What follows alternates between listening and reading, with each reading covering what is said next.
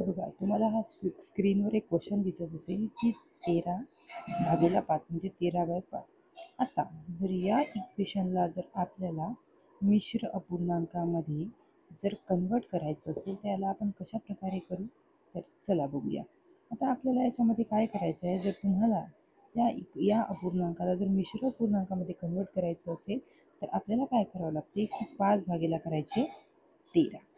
आता 5ने 13ला भाग जाते का, तर आपण हे देऊ इथे दोन्ही भाग म्हणजे 5 दोन्ही 10. ठीक आहे. आता इथे 13मधून 10 गेले तर उरतात किती 3. आता हा आपलं इक्वेशन सॉल्व्ह झालं. आता याला आपण लिहायचं कसं, तर लिहायचं जे आपला छेद असतो तो आपण लिहू ॲज इट इज, म्हणजे तो येईल खाली. ठीक आहे. त्याच्यानंतर तुमचे बाकी किती उरले आहेत 3, तर ते लिहू आपण अंशामध्ये. आणि तुमचा भाग कितीचा गेला आहे 2चा, तर हे लिहू आपण समोर. म्हणजे 13/5ला तुम्ही मिश्र अपूर्णांकामध्ये कसं लिहा, तर 2 3 5. हे झालं तुमचं मिश्र अपूर्णांकामध्ये सॉल्व. आता सेकंड नंबरचं दिलेलं आहे, इथे काय कराल, तुम्हाला करायचं आहे 3/14. 3चा 14ला कितीने भाग जाईल, 3चा 14ला भाग नाही जात, मग आपण देऊ 12ने भाग, म्हणजे 3 चोक 12, म्हणजे उरतात 2.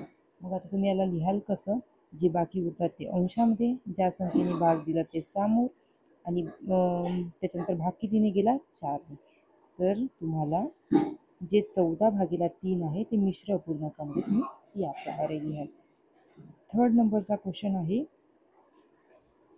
15/4. याला मिश्र अपूर्णांकामध्ये कसे लिहाल हे मला नक्की कमेंटमध्ये सांगा, आणि व्हिडिओ आवडल्यास नक्की लाईक करा आणि शेअर करा. थँक्यू.